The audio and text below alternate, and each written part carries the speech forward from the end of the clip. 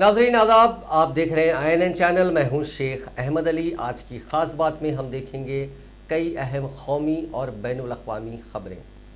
ज़राई कानूनों के खिलाफ किसान तहरीक का आज 55वां दिन है। आज किसानों ने 23 और 24 जनवरी को किसान संसद का इनेकाद करने का ऐलान किया। ये प्रोग्राम सिंघू बॉर्डर के पास गुरु तेग बहादुर मेमोरियल में किया जाएगा। इसमें तहरीक से जुड़े सभी मुद्दों के अलावा मिनिमम सपोर्ट प्राइस यानी MSP पर भी बात होगी। सुप्रीम कोर्ट के कुछ रिटायर्ड जज, कुछ साबिक MP, सहाफ़ी P साईनाथ, सामाजिक कारकुन मेधा पाटकर, सीनियर एडवोकेट प्रशांत भूषण इसमें शामिल होंगे। इस बीच किसानों ने 26 जनवरी को ट्रैक्टर मार्च निकालने को लेकर मंगल के रोज दिल्ली पुलिस के साथ मीटिंग की। किसानों ने साफ कहा कि वो तय शेड्यूल के मुताबिक ही दिल्ली में ट्रैक्टर मार्च निकालेंगे। क्रांतिकारी किसान यूनियन के सदर दर्शन पाल ने कहा कि हमने ओहदेदारों को भरोसा दिया है कि ट्रैक्टर मार्च पुरअमन होगा। पुलिस ने कहा कि वो इस बारे में गौर करेंगे और इस मुद्दे पर अगले 1-2 दिन में अगली मीटिंग हो सकती है। इसी बीच समाजी कारकुन अन्ना हजारे ने 30 जनवरी से किसानों की ताईद में रामलीला मैदान में भूख हड़ताल शुरू करने का ऐलान किया है, लेकिन मरकजी हुकूमत के अहकाम पर बीजेपी की रियासती यूनिट ने साबिक वजीर ज़राअत राधा कृष्णा विखे पाटिल को अन्ना को मनाने का जिम्मा सौंपा। वहीं टिकरी बॉर्डर पर चल रहे एहतजाज में एक और किसान ने खुदकशी की कोशिश की। किसान रोहतक का रहने वाला है। उसका नाम जय भगवान राणा है। उसने मंगल के रोज जहरीली शय खा ली थी। उसकी हालत तशवीशनाक बताई जा रही है। जय भगवान ने सुसाइड नोट भी छोड़ा। इसमें लिखा कि अब यह तहरीक मूंछों की लड़ाई बन गया है। हुकूमत और किसान दोनों मानने के लिए तैयार नहीं है। सुप्रीम कोर्ट ने पीर के रोज कहा था कि दिल्ली में किसानों को एंट्री दी जाए या नहीं, ये पुलिस तय करेगी, क्योंकि ये लॉ एंड ऑर्डर से जुड़ा मुद्दा है। इस मामले में कल यानी चारशंबे के रोज सुनवाई होगी। किसानों और हुकूमत के बीच आज 11वें दौर की बातचीत होनी थी, लेकिन हुकूमत ने पीर की रात बताया कि मीटिंग मंगल के बजाय चारशंबे को ही की जाएगी। इससे पहले 10 दौर के इजलासों में 9 बेनतीजा रहे। भारतीय किसान यूनियन के तर्जुमान राकेश टिकैत ने आज कहा कि सुप्रीम कोर्ट ने जो कमेटी बनाई है उसकी मीटिंग में कोई नहीं जाएगा, कोई एहतजाजी कोर्ट नहीं गया था। उन्होंने कहा कि हुकूमत ने ऑर्डिनेंस के जरिए पार्लियामेंट में बिल पेश किया था, ये उसी रास्ते वापस होगा।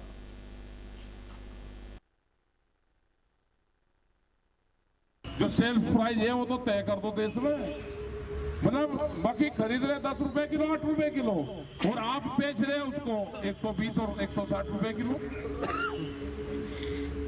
ये लड़ाई किसान के लिए है। किसान तो चलो फिर भी बच जाएगा, 2 किलो अपने घर में राख लगा खाने जो का खरीद कर लगा। ये जो आम आदमी है ना, ये मरेगा इसमें सारा।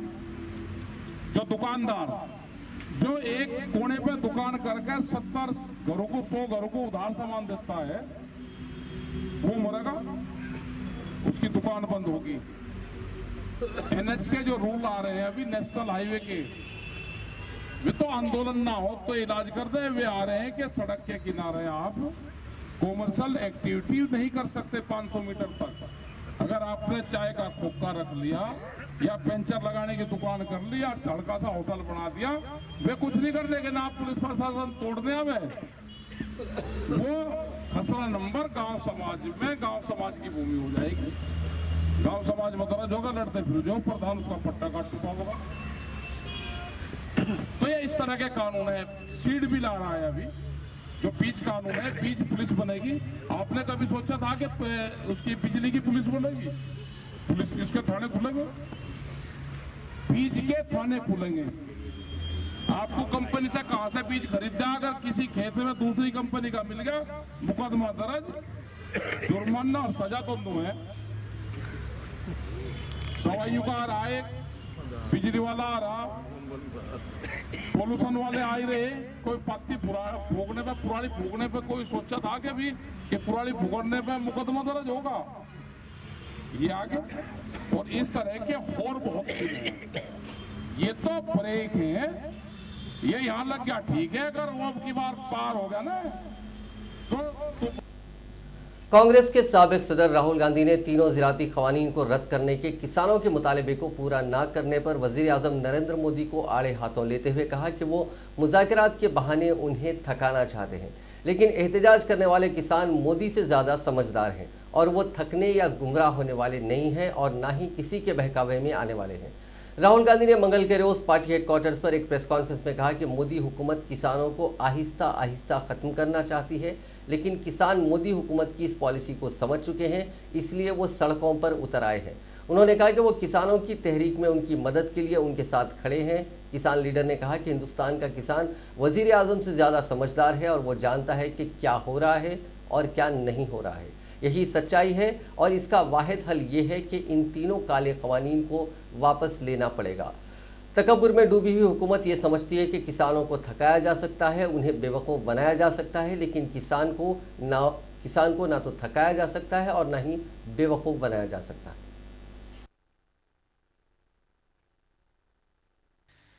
Agriculture is not just what the farm grows. Agriculture is the machinery that moves that produce. Agriculture is the structure of how that produce is sold.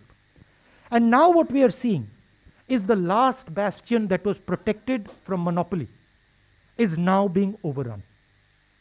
How is it being overrun? 3 new laws have been passed. They are designed to destroy Indian agriculture. How are they designed to do it? By destroying the mandi, by destroying the Essential Commodities Act, and by making sure that no Indian farmer can go to court to protect himself. And to me it is a tragedy that this entire country is just watching this ridiculous show. It is a tragedy because it shows me that the country itself is not able to understand the depth of what is happening. So what is going to be the result of this? The result of this is going to be 3 or 4 people are going to own India. 3 or 4 people are going to own the entire agricultural system. Farmers will not get the value they deserve. The mandi system will be destroyed. 3 or 4 businessmen will be able to store millions and millions and millions and millions of tons of wheat, rice, other essential commodities. And then, my friends in the middle class, you will be paying prices that you have never imagined. Please understand that the rice you buy, the wheat you buy, comes to you at the rate it comes. Gujarat के जिले सूरत में गुज़िश्ता देर रात एक बेकाबू गाड़ी ने सड़क किनारे सोने वाले 20 अफराद को कुचल दिया। उनमें से 15 की मौत हो गई। पुलिस ने आज बताया कि तकरीबन 15 किलोमीटर दूर किम मांडी रोड पर कोसंबा के पलोडगाम के नज़दीक हादसा हुआ। हलाक होने वाले बुनियादी तौर पर राजस्थान के जिले बांसवाड़ा के कुशलगढ़ के बाशिंदे मजदूर बताए गए हैं। हलाकतों में बच्चे और खवातीन भी शामिल हैं। दरमियानी रात के आसपास एक तेज रफ्तार डिम्पर गन्ना लदे एक ट्रैक्टर एक ट्रैक्टर ट्रॉली से तसादुम के बाद गैर मुतवाजिन होकर उन मजदूरों के ऊपर चढ़ गई। उनमें से 12 की तो मौके पर ही मौत हो गई। 8 जख्मियों में से 3 ने सूरत के एक अस्पताल में दम तोड़ दिया। पुलिस ने डिम्पर को जब्त करके उसके ड्राइवर और क्लीनर को गिरफ्तार कर लिया। बताया गया कि ड्राइवर ने शराब पी रखी थी। मामले की तफसीली छानबीन की जा रही है। इस दरमियान वज़ीर आज़म नरेंद्र मोदी ने इस हादसे पर तकलीफ का इजहार करते हुए मरने वालों के अहले खाना को 2-2 लाख रुपए और जख्मियों के लिए 50,000 रुपए की इमदाद का ऐलान किया। मरकजी वजीर तालीम डॉक्टर रमेश पोखरियाल निशांक ने कहा कि कौमी तालीमी पॉलिसी के तहत तमाम चैलेंजों के हल के लिए एक इंतहाई मुनज़्ज़म और ठोस कोशिश की गई है ताकि तालीमी शोबे की मजमूई तंजीम नौ को नए हिंदुस्तान की ज़रूरियात के मुताबिक बनाया जा सके। डॉक्टर निशांक ने लंदन में वाक़ नेहरू सेंटर के ज़ेर एहतमाम मुनक़िदा वेबिनार में आज नई कौमी तालीमी पॉलिसी की पहुँच पर तफसीली तबादला ख्याल किया। उन्होंने कहा कि वज़ीर आज़म नरेंद्र मोदी की सरबराही में कोरोना की आलमी वबा के दौरान हिंदुस्तान ने चैलेंजों को मौक़े में तब्दील करते हुए उसे पॉलिसी को लाया है। ये पॉलिसी वज़ीर आज़म से लेकर ग्राम प्रधान तक की तजावीज़ के बाद लाई गई है। उन्होंने कहा कि मुझे खुशी है कि कौमी तालीमी पॉलिसी 34 साल बाद आई है। इसमें तमाम चैलेंजों से निपटने के लिए एक निहायत मुनज़्ज़म और ठोस कोशिश की गई है ताकि आला तालीम के मैदान में मजमूई तंजीम नौ को नए हिंदुस्तान की ज़रूरियात के मुताबिक बनाया जा सके। उन्होंने कहा कि हमारी कौमी तालीमी पॉलिसी तलबा को 21वीं सदी की ज़रूरियात को पूरा करने के काबिल बनाएगी। उसकी मदद से वो अपनी तालीम को मज़ीद तजुर्बाती, जामे व मरबूत, तलाश और मबाहिस पर मबनी, लचकदार और लज्जत बख्श बना सकेंगे। निसाब में साइंस और रियाजी के अलावा बुनियादी फ़नून, दस्तकारी, खेल, ज़बान, अदब, सकाफ़त और इक़दार शामिल होंगी।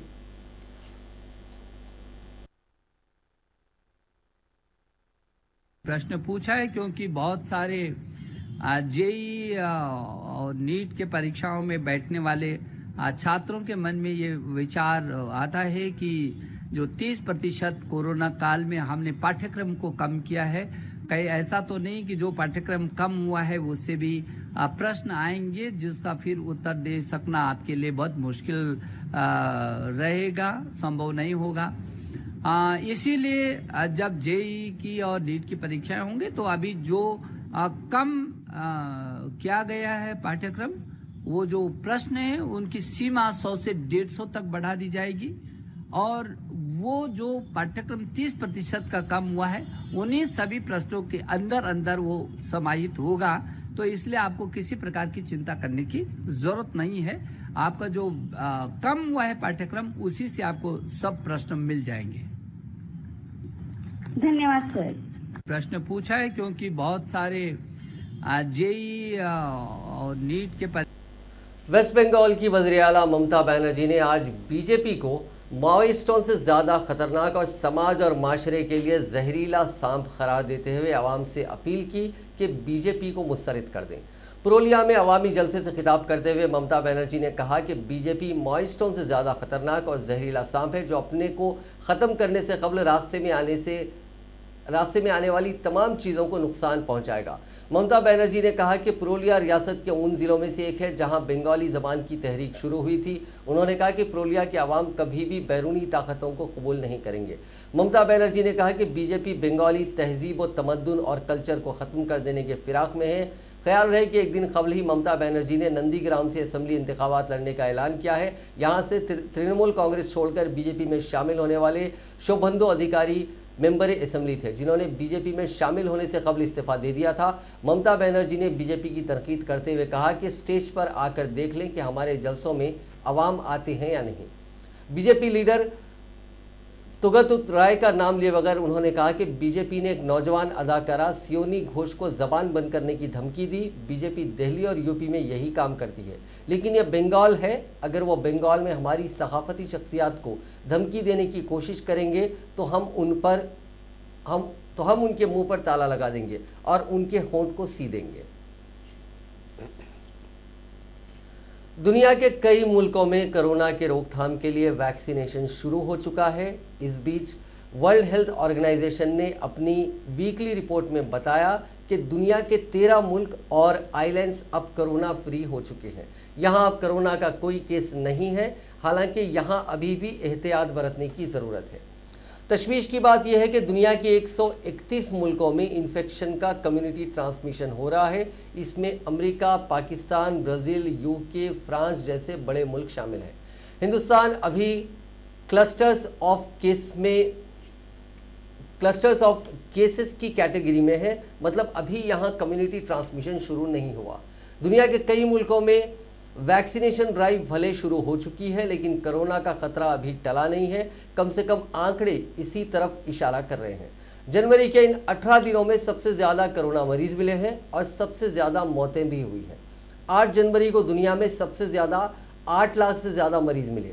इसके पहले एक दिन में कभी भी इतने मरीज नहीं मिले थे। इसी तरह 13 जनवरी को सबसे ज्यादा 16,537 लोगों ने जान गंवाई।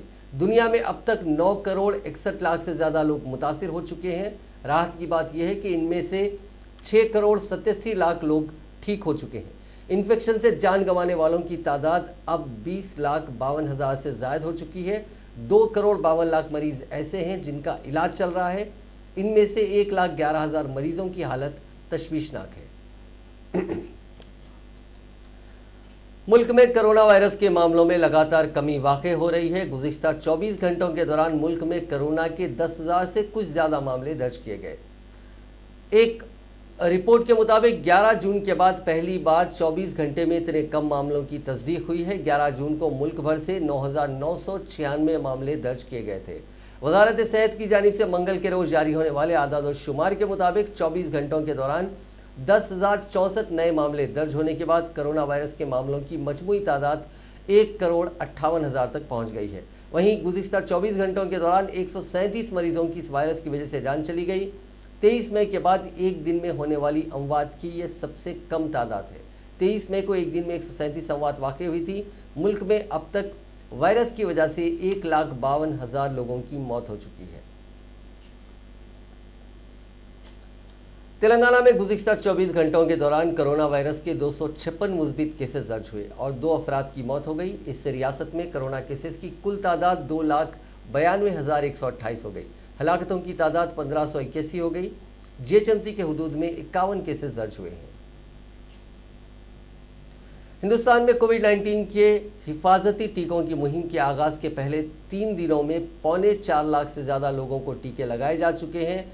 मौसूला इत्तलात के मुताबिक तरजीही ग्रुप में शामिल अब तक 3,81,000 से ज्यादा अफराद को टीके लगाए जा चुके हैं। कोरोना के टीके लगने के बाद अब तक 580 अफराद में बुरे असरात की इत्तलात मौसूल हुई है, जबकि 2 लोगों को वैक्सीन के डोज दिए जाने के बाद दिल से मुतालिक बीमारी की वजह से मौत हो गई। मुरादाबाद में 52 साल शख्स और कर्नाटक में एक 42 साल शख्स की मौत हो गई। हालांकि वैक्सीन से होने की अभी तस्दीक नहीं हुई।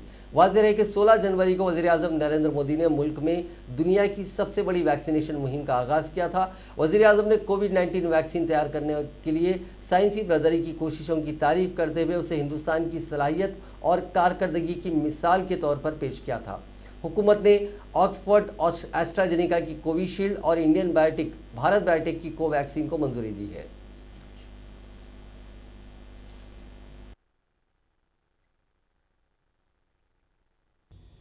So this is vaccination rollout. जैसा कि हम आपको बता रहे हैं, highest first day vaccination in the world. अभी हमें 3 दिन हुए हैं वैक्सीनेशन प्रारंभ किए हुए। Saturday was day 1, Sunday only 5 states did vaccination, and Monday was day 2, and today we are in day 3. So these are day 1 figures of COVID vaccination across some of the important or bigger countries where numbers may have some kind of comparison. So India did 2,07,229. Bharat में हमने पहले दिन 2,07,000 से ज्यादा व्यक्तियों को Covid के टीके लगाए। यूएसए में जब वैक्सीनेशन प्रारंभ हुआ तो 79,000 से ज्यादा लोगों को डे 1 पर वैक्सीनेट किया गया। यूके में 19,700 और फ्रांस में 73। एक बहुत महत्वपूर्ण बात यह है कि अगर हम पहले हफ्ते के आंकड़े देखें, इसमें नहीं है लेकिन मैं आपको देना चाहूंगा क्योंकि हमने अलग अलग स्रोतों से वो आंकड़े जुटाए। यूएसए में पहले पूरे हफ्ते में, इन the first 7 days of covid vaccination in USA, 5,56,208 people were vaccinated. So that number we would already cross by day 3, by the time day 3 ends. UK में पहले हफ्ते में 1,37,897 लोगों को वैक्सीनेट किया गया। फ्रांस में पहले हफ्ते में 516 लोगों को वैक्सीनेट किया गया। In France in the first week 516 people were vaccinated. In Russia 52,000 people were vaccinated in the first week. So these are comparative figures for you, and we have just started, so we would pick up speed. So this is vaccination rollout. जैसा कि हम आपको बता रहे हैं, highest first day vaccination in the world. अभी हमें 3 दिन हुए हैं वैक्सीनेशन प्रारंभ किए हुए। Saturday was day 1, Sunday only 5 states did vaccination, and Monday was day 2, and today we are in। Corona का टीका कोवैक्सीन तैयार करने वाली हैदराबादी कंपनी भारत बायोटेक ने कहा है कि कमजोर क़ुव्वत मुदाफ़ियत रखने या फिर ऐसी दवा इस्तेमाल करने वाले जिसके ज़ैली असरात क़ुव्वत मुदाफ़ियत पर होते हैं, उसके साथ साथ एलर्जी वाले अफराद कोरोना का टीका ना लें। भारत बायोटेक ने अपनी फैक्ट शीट में कहा कि एलर्जी के साथ साथ बुखार, खून की पेचीदगियों के शिकार अफराद, हामिला खवातीन, दूध पिलाने वाली माएँ और दीगर संगीन तिब्बी मसाइल के शिकार अफराद कोवैक्सीन टीका ना लें। इस फैक्ट लिस्ट में जैली असरात यानी साइड इफेक्ट जैसे दर्द, इंजेक्शन की जगह का फूल जाना, खराश, जिस्म में दर्द, सर दर्द, कमजोरी, बेखरारी, मतली भी शामिल है। भारत बायोटेक कंपनी ने कहा कि कोवैक्सीन से शदीद एलर्जी रिएक्शन होने का इम्कान काफ़ी कम है। टीका देने वाले टीका लेने के बाद तकरीबन आधे घंटे तक वहीं पर रहने पर जोर देते हैं, जिस पर अमल करने की ज़रूरत है। इस दवासाज कंपनी ने कहा कि टीका लेने वालों को टीके की दूसरी खुराक लेने के 3 माह तक फॉलोअप का हिस्सा बनाया जाए। कंपनी की यह फैक्ट शीट हिंदुस्तान की जानिब से सबसे बड़ी टीका अंदाजी की मुहिम के आगाज के 3 दिन के बाद सामने आई है।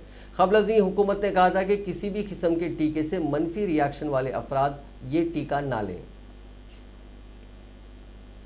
ब्रिस्बेन के गाबा में खेले गए बॉर्डर गावस्कर ट्रॉफी के चौथे मैच में हिंदुस्तान ने ऑस्ट्रेलिया को 5 विकेट से हरा दिया। इसके साथ ही टीम इंडिया ने 4 मैचों की ये सीरीज भी 1-2 से जीत ली।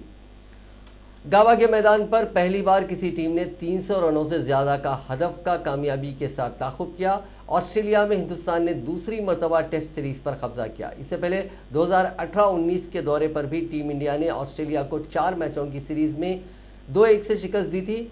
उस वक्त टीम इंडिया ऑस्ट्रेलिया के खिलाफ उसके घर में टेस्ट सीरीज जीतने वाली एशिया की पहली टीम बनी थी। अब हिंदुस्तान ने एक मरतबा फिर से ऑस्ट्रेलिया को इसके घर में हराकर तारीख रकम कर दी है। हिंदुस्तान की इस तारीखी जीत के हीरो रहे विकेटकीपर बल्लेबाज ऋषभ पंत और सलामी बल्लेबाज शुभमन गिल है। पंत ने 138 गेंदों में 89 रन बनाए और नाबाद रहे। इस दौरान उन्होंने 9 चौके और 1 छक्का लगाया। इसके साथ ही वो टेस्ट क्रिकेट में सबसे तेज 1000 रन बनाने वाले हिंदुस्तानी विकेटकीपर भी बन गए। वहीं शुभमन गिल ने 146 गेंदों में 91 रनों की शानदार इनिंग्स खेली। अपनी इस इनिंग्स में उन्होंने 8 चौके और 2 छक्के लगाए। पंत और गिल के अलावा चेतेश्वर पुजारा ने भी टीम इंडिया की जीत में अहम किरदार अदा किया। उन्होंने 211 गेंदों में 56 रनों का ताउन दिया और एक सिरे पर जमे रहे। गाबा की टूटी हुई पिच पर पुजारा दीवार बनकर खड़े रहे और हिंदुस्तान को मैच में बरकरार रखा। पुजारा की वजह से ही पंत तेजी से रन बनाते रहे और हिंदुस्तान को तारीखी जीत से हमकिनार किया।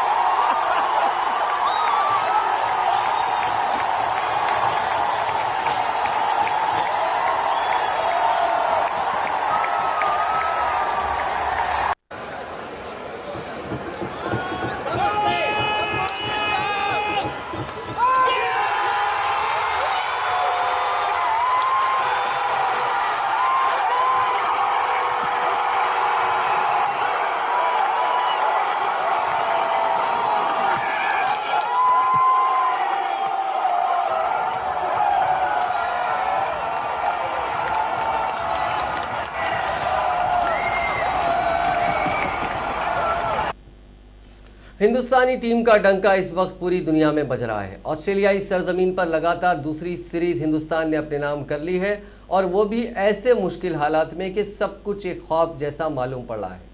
यही हिंदुस्तानी टीम थी जो एक इनिंग्स में महज 36 रन बनाकर ऑल आउट हो गई थी और फिर उसके बाद जो रफ्तार पकड़ी तो कभी भी सीरीज पर गिरफ्त कमजोर होने नहीं पड़ने दी। बॉर्डर गावस्कर टेस्ट सीरीज पर हिंदुस्तान ने कब्जा कर लिया है और इसमें हिंदुस्तानी टीम के तकरीबन सभी खिलाड़ियों ने कुछ न कुछ ताउन जरूर दिया। इस दरमियान जिस खिलाड़ी की सबसे ज्यादा तारीफ हो रही है वो है मोहम्मद सिराज।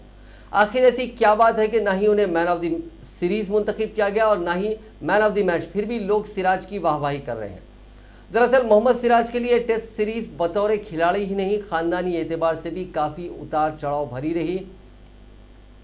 एक तरफ सिराज के वालिद का इंतकाल हो गया, वो ऑस्ट्रेलिया में थे और वालिद को मिट्टी भी नहीं दे सके। इसके लिए सोशल मीडिया पर कई लोगों ने उन्हें तनकीद का निशाना भी बनाया। दूसरी तरफ सिडनी और ब्रिस्बेन टेस्ट में ऑस्ट्रेलियाई शायकीन ने सिराज के खिलाफ नाजेबा कलमात का इस्तेमाल किया और उनकी कारकर्दगी को मुतासिर करने की कोशिश की, लेकिन दोनों ही हालात का मोहम्मद सिराज ने डटकर मुकाबला किया। उन्होंने हिंदुस्तानी टीम के लिए अपनी पूरी ताकत झोंक कर वालिद का ख्वाब भी पूरा किया और ब्रिस्बेन टेस्ट की दूसरी इनिंग्स में 5 विकेट लेकर ऑस्ट्रेलिया की कमर ही तोड़ दी। जाहिर सी बात है कि ऐसे मुश्किल हालात में किसी भी खिलाड़ी के लिए सब्र का दामन थामे रहना बहुत मुश्किल होता है। सिराज ने साबित कर दिया कि वो हिंदुस्तान का सर ऊंचा करने के लिए अपने जज्बात पर काबू पा सकते हैं और किसी का छींटाकशी भी बर्दाश्त कर सकते हैं। यही वजह है कि हिंदुस्तानी टीम का हर खिलाड़ी उन्हें सर आंखों पर तो बिठा ही रहा है, साबिक क्रिकेटर्स भी सिराज की तारीफ किए बगैर नहीं रह पा रहे हैं। अलावाज़ीन सोशल मीडिया पर उनकी वाहवाही हो रही है। 20 जनवरी को अमेरिका को नया सदर मिल जाएगा। जोसेफ आर बाइडन जूनियर यानी जो बाइडन चाशुम्बा दोपहर 12 बजे जो हिंदुस्तानी वक्त के मुताबिक रात 10:30 बजे 46वें सदर के तौर पर हलफ लेंगे। इस तकरीब हल्फ बर्दारी वाले दिन को इनॉग्रेशन डे कहा जाता है। इस बार इस सेरेमनी में कई चीजें बदली हुई दिखेंगी। इसकी 2 वजूहात है। पहला कोरोना वबा और दूसरा 7 जनवरी को अमेरिकी पार्लियामेंट के अंदर और बाहर हुआ तशद्दुद। चीफ जस्टिस जॉन जी रॉबर्ट जूनियर कैपिटल हिल्स के वेस्ट फ्रंट पर बाइडन को सदारती ओहदे का हलफ दिलाएंगे। इसके बाद सदर बाइडन इनॉग्रल स्पीच देंगे। इसमें अमेरिकी वोटर्स का शुक्रिया अदा करेंगे। स्पीच के बाद फौज की सलामी लेंगे। Singer Lady Gaga national anthem गाएंगी। इवेंट में जेनिफर लोपेज की भी म्यूजिकल परफॉर्मेंस होगी। इसके बाद बाइडन और vice president Kamala Harris president escort में कैपिटल हिल से व्हाइट हाउस जाएंगे। आमतौर पर करीब 3 लाख लोग सड़क के दोनों तरफ खड़े होकर इसे देखते हैं। इस बार ऐसा नहीं होगा। कोरोना को देखते हुए इनॉग्रल कमेटी का मुल्क भर में वर्चुअल परेड का इनेकाद करने का प्लान है। इन वर्चुअल परेड्स में म्यूजिक का भी एहतमाम होगा। अमेरिकी सदर जो बाइडन की टीम में अब तक 20 हिंदुस्तानियों को शामिल करने की इत्तलात के दरमियान ये इत्तला भी मौसूल हुई है कि उन हिंदुस्तानियों में तेलंगाना से ताल्लुक रखने वाला एक नौजवान विनय रेड्डी भी शामिल है, जिसका व्हाइट हाउस में स्पीच राइटिंग डायरेक्टर की हैसियत से तकर्रुर हुआ है। विनय रेड्डी का ताल्लुक करीमनगर जिले के हुजूराबाद मंडल के पोतीरेड्डी पेटा गांव से है। विनय रेड्डी के वालिद नारायण रेड्डी जो पेशे से डॉक्टर हैं 1970 में अमेरिका मुंतकिल हो गए थे। सोशल मैसेजिंग ऐप व्हाट्सएप की प्राइवेसी पॉलिसी को लेकर चल रहे तनाज़े में अब मरकजी हुकूमत भी कूद गई है। हुकूमत ने व्हाट्सएप से कहा है कि ऐप की प्राइवेसी पॉलिसी में किए गए हालिया बदलावों को वापस लिया जाए। हुकूमत का कहना है कि किसी भी तरह का एक तरफा बदलाव काबिल कबूल नहीं होगा। नई प्राइवेसी पॉलिसी को लेकर इलेक्ट्रॉनिक्स एंड माफ कीजिएगा मरकजी हुकूमत की एक डिपार्टमेंट ने व्हाट्सएप के सीईओ विल कैथर्ड को सख्त खत लिखा। खत में वजारत ने कहा कि आलमी सतह पर हिंदुस्तान में व्हाट्सएप का सबसे ज्यादा यूजर बेस है। साथ ही हिंदुस्तान व्हाट्सएप की खिदमात का सबसे बड़ा बाजार है। व्हाट्सएप की खिदमात शर्तों और प्राइवेसी पॉलिसी में जो बदलाव तजवीज़ करदा है उन तजावीज़ को हिंदुस्तानी शहरी पसंद नहीं कर रहे हैं और इसको लेकर